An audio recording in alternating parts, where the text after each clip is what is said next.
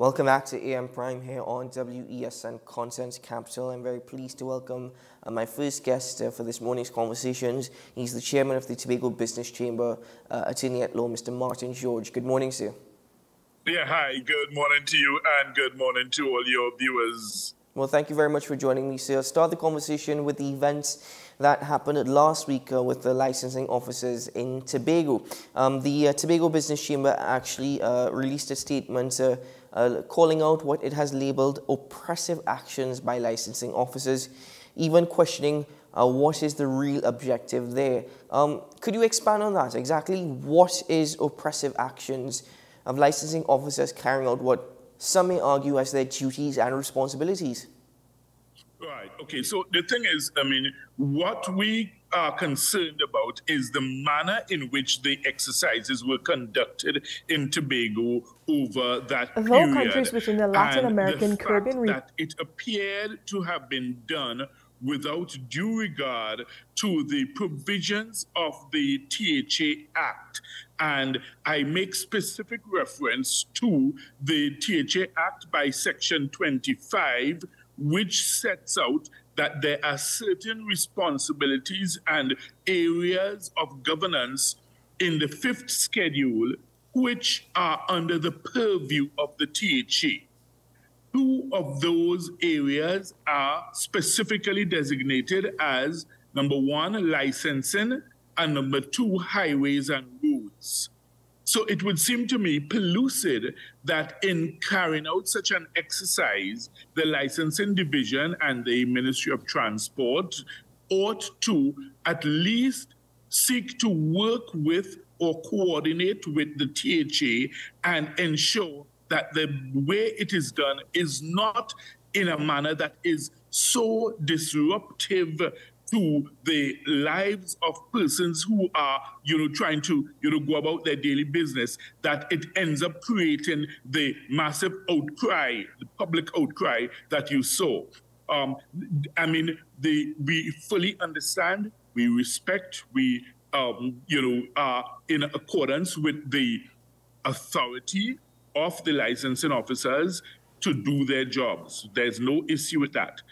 However, from some of the things that persons were saying and the feedback you got from the public, it appeared that there was an especially heavy-handed approach by these officers in terms of the way they did it. There were persons who complained that they were, stopped, and made to wait for 45 minutes, an hour before the officers even attended to them. I mean, come on, you therefore are creating chaos when you do that, because if persons are on their way to work, on their way to pick up children, on their way, whatever, okay, if you stop me, then certainly you ought to have enough manpower to deal with me immediately. You can't have me just sitting around waiting for this length of time, and then, you eventually come around to dealing with me after an hour of me just sitting there by the roadside waiting, until you get to my vehicle. In addition to which, some of the items which they, appeared to issue tickets and citations for appeared, with the greatest of respect, to have little or nothing to do with roadworthiness of a vehicle.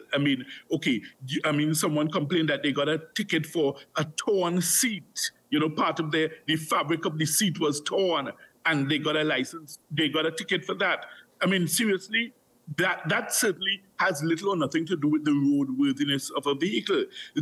We were told that someone was, ticketed for having one of their window glasses in the car couldn't go all the way down. They got a ticket for that, if you understand me. So, yes, we fully understand that you need to have a road safety and security. And certainly if you're talking about essential issues such as, you're talking about brakes, making sure persons, the horns are working, their tail lights, their stop lights, their brake lights. And I fully support that. But when you get to the theater of the absurd, where you are, keeping somebody waiting in a line for over an hour and then giving them a ticket for having a rip on the seat of their car, then, it really begins to appear to be oppression rather than, regulation.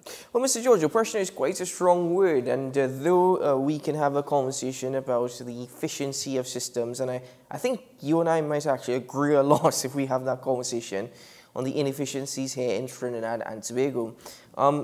I can make the argument that waiting 45 minutes an hour is just the price that I pay for having certain infractions. Now, you've used examples such as a ripped car seat or a window not going down completely.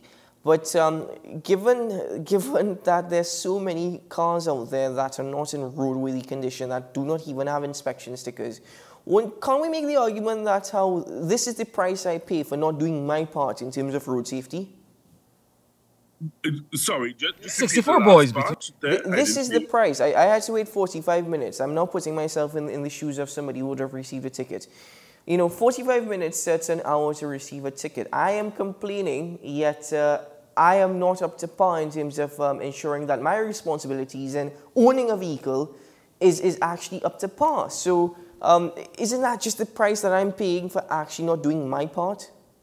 Well, the thing is, okay, the reality is that, yes, of course, you can, if one is to go into the minutiae of dotting every I and crossing every T in terms of the law, yes, of course, you can always find something that you can charge somebody for or find something that is wrong. Persons were charged for license plates. Listen to the absurdity. License plates on cars which were inspected and approved and passed, and they had their inspection stickers, and the license plate they were charged for the license plate because they were told that the license plate is on fiberglass, and you are not supposed to have a license plate on fiberglass material. Now, how would a member of the public know that when you bought this license plate from one of the authorized dealers, it is affixed on your car, it is in the standard, description from the licensing office of black and white, it is clearly visible, all the letters are clearly legible. You carried that same vehicle to the authorized, inspection stations. They inspected your vehicle. You have an inspection sticker. And then these licensing officers are coming now and giving you a ticket saying that that material on which the license plate is made is not an authorized material. How would a member of the public know that? And that's the level of absurdity that occurred during that exercise. So that's the kind of thing I'm talking about. So we're talking about people with inspection stickers who got these tickets. So so they did everything in their power to comply, and yet still you are being ticketed for some frivolity.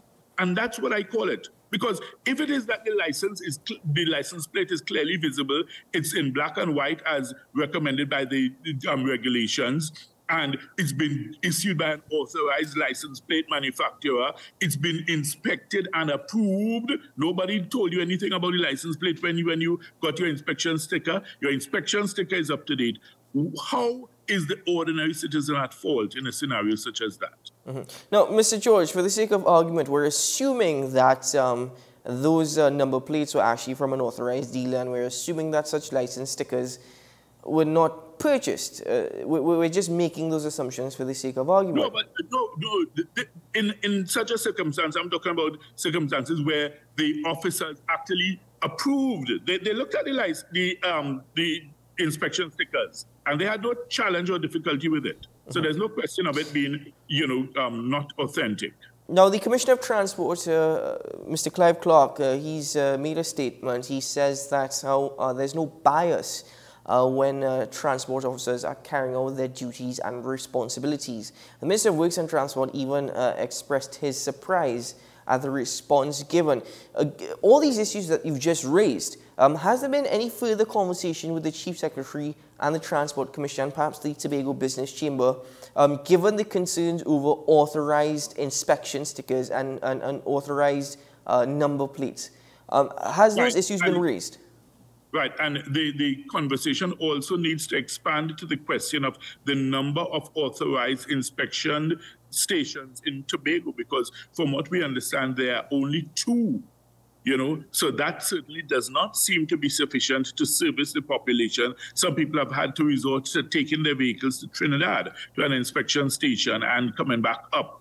So that's one of the things. I saw that the Secretary for Works and Transport in Tobago from the THA has written asking for a meeting with the minister. I saw that the minister did say that he has no difficulty meeting with them. So, I mean, at that level of the politicians, I am happy to see what is the result of that. We of the Tobago Business Chamber, we intend to also write to Minister, of Works and Transport, asking for a meeting with him, from our perspective as business owners. Now, I understand the position taken by the Tobago Business Chamber. The Chief Secretary, he went a bit further. He says that licensing officers are terrorizing Tobagonians. In your opinion, are those statements valid, or do you think that perhaps the Chief Secretary was under the influence of subjectivity, given that at that point, he chose not to reveal certain information regarding a relative who was ticketed? Well, I mean, I can't speak for the Chief Secretary, and I mean, I wouldn't presuppose as to what was in his mind when he made that statement. We of the Tobago Business Chamber have made no such statement, and I mean, we will not at all venture anywhere near, describing it as that, in that manner, because we recognize that the licensing officers do have a job to do, and we welcome them in doing their jobs. We have no difficulty with that at all. All we are saying is that the manner in which it is, exercised must be in a manner that is sensible, reasonable, and practical. Well, I want to move on now to the issue of national security on the island of Tobago. The comments coming from the Chief Secretary again in relation to Tobago being treated as the, and I quote, the bastard child by the Ministry of National Security. He said he's dissatisfied with how Tobago is treated. He's even spoken of the Army base in Tobago. He's spoken about the Coast Guard base in Scarborough. He's spoken about the fire station in Scarborough as well. The situation on the island, he's saying that it's being treated as a bastard child. Now, I'm not using this as any excuse or any justifiable reason, but it seems as though the issues Tobago is facing are also the issues that Trinidad is facing with regards to inefficiencies and, again, certain apparatus not being up to... Is it accurate to describe Tobago as being the bastard child or the red-headed stepchild, as someone likes to phrase it, of the Ministry of National Security? Yeah, the thing is, when you look at the comparison, I think some of those same problems are rampant throughout Trinidad also. So I'm not sure that there is any plan or, design by the Ministry of National Security to single out Tobago in that regard. I think the incompetence and the failings in the ministry are all around, throughout Trinidad and Tobago. So maybe the Chief Secretary, while speaking on behalf of Tobago, maybe sought to highlight the problem in Tobago that way. But it's something that I think we can all agree is, endemic throughout both Trinidad and Tobago. Look recently with those two persons who unfortunately perished in that fire, and there was just an absence of a sufficient appliance, a fire tender, to be able to go and out the fire. I mean, how do you justify that? And then you saw the Ministry of National Security say, well, they are trying to source fire tenders, so clearly the shortages and the shortcomings are throughout both Trinidad and Tobago. So I'm not sure that it's a scenario where one can really make a case to say that Tobago has been singled out for particularly bad treatment in that regard. How much does the Minister of National Security's comments regarding him not having the responsibility in formulating a crime plan has to play with everything that you've just mentioned?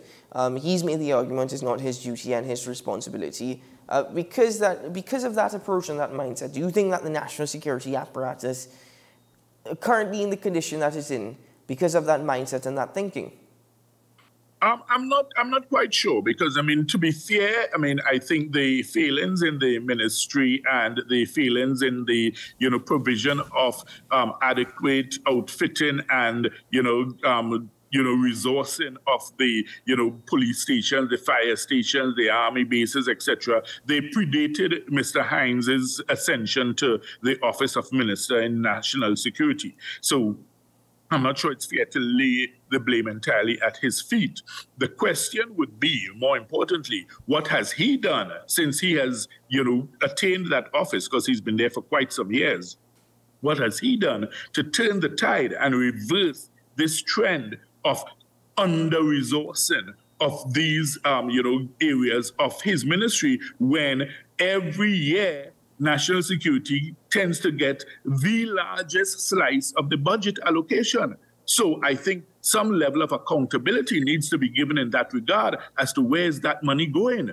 Because the point is, you cannot be receiving the lion's share of the budget every year, and then yet still you have fire stations throughout the country who are telling you repeatedly they have no fire tenders. So if a fire occurs, they cannot deal with it. I mean, of course, the locus classicus in this regard, and I mean, I think one which ought to make the Guinness Book of Records is the Scarborough Fire Station, which itself caught a fire and burned down, and they were not able to have equipment to out the fire in their own fire station. It burned down. Right now, the Scarborough Fire Station is still not back 100% operable because of that fire. So, I mean, if they can't even have equipment to out a fire in their own fire station, which is the headquarters of the fire services in Tobago, can you imagine if they will ever be able to attend to the needs of the ordinary citizens? Well, it's been revealed that even the fire officers have used personal funds to the tune of a little over $350,000 to try and bring the Scarborough Fire Station back up to par. And at this point in time, they can't even get that money back. So the next question is the motivation of firefighters, of police officers to carry out their duties and responsibilities when at times they're very much helpless. Well, I mean, and the reality is that, look, I mean, we all are in scenarios at times where we don't have all the resources we have. I mean, I recall, I mean, back in the days, I mean, both my parents were school principals, and they never had all the resources they needed from the Ministry of Education, but they would engage in, ventures such as, cake sales, bake sales, they would help to organize the bazaars and the school fundraisers to ensure that they would get the funds to get the equipment, get the materials that they needed for the children. They would try to, solicit donations from persons. So the thing is, we recognize that, look, at times we are short of materials, resources, but once you have that fundamental commitment to get the job done, I think that trumps all, and you will find a way to be effective and efficient in the performance and delivery of your duty. So even as a fire officer, a police officer, you may not be working in the best conditions, you may not have the nicest of, equipment or materials to work with, but somehow if you are committed to it, you will ensure that you get the job done. That, of course, is not to excuse the authorities from their responsibility to properly outfit and equip and resource the stations with what is needed by way of standard operating procedures. Mr. George, I hope we don't have to have any bake sales to build any fire stations or police stations in Tobago, because if that is the case, we're in a serious mess. My final question to you, sir, is Tobago had a total of 10 murders last year. For the year thus far, it's 3. Concerns going forward in terms of the crime on the island. I'm getting reports that home invasions are still very much number 1. But there are also concerns of the influence of also drugs on the island. Do you think that enough is being done to curb that? I mean, only 3 for the year, and I can't believe I just said only 3. But given that there were 10 last year, do you think Tobago has learned the lessons and the police service on the island are working more assiduously to deal with the situation? Well, the thing is, I mean, we have not seen any signs of it yet. There's a new ACP in charge of Tobago, Mr. Collis Hazel, and I saw over the weekend he made some very bold predictions about, what he will do to reduce crime. So we are hopeful and expectant that, it is, not just talk, and that there will be the action and the implementation to effect that. But I mean, there are several simple solutions that we of the Tobago Business Chamber have put forth over the years, and they just do not seem to have as yet been implemented. I saw the Minister of Finance spoke over the weekend saying that there are mobile scanners coming for the ports, and that's one of the things that we have spoken about repeatedly. We've said that the influx of drugs and guns comes to Tobago largely through the port, because you have, the absurdity of it is that you have a personal scanner. So persons who are walking onto the boat from Trinidad, they are scanned. But you can drive on with a van load of guns and drugs, and there's no scanner. You hardly ever see sniffer dogs or anything of the sort. So therefore, what's the point of scanning the individual who's walking with a knapsack on his back? He can't carry an assault rifle in his knapsack, if you understand me. Mm-hmm. And if he carries a handgun in his knapsack, it will be revealed by the scanner when he walks through. So that's fine. But yet still, you have a van or a truck or something that comes on with lots of items that you don't check, you don't scan, and in there you could have drugs, you could have guns, you could have all sorts of illegal materials, and there's absolutely no system in place to monitor that. So no wonder you have Tobago now being flooded with illegal guns, illegal drugs, and of course the crime situation escalates, and then of course you see the result in it in the murders. Thankfully, it is still not a runaway horse, as it is in some parts of Trinidad, where basically you see the authorities seem to have basically thrown their hands up in the air. Tobago is still the area and the TTPS police division which can be salvaged. And I urge the new ACP, Mr. Collis Hazel, to really act on that and ensure that Tobago becomes the safest division within the TTPS. Well, let's just hope that such a bold prediction does not go against him, as is currently happening with the Commissioner of Police. With respect. Well, she still has time. Remember, she said June. Yeah, she said June. We will give her that month. Mr. George, thank you very much for your time on the program this morning. Always we appreciate it. Always a pleasure. Keep well soon. All the best. Thank you. Bye-bye. All right. That was Mr. Martin George, Chairman of the Tobago Business Chamber, as we speak about the enforcement of law and order on the island of Tobago. Ladies and gentlemen, we take a break here on AM Prime, and when we return, we'll just wrap things up for the regional updates for this morning's edition of the program. We'll be right back after this.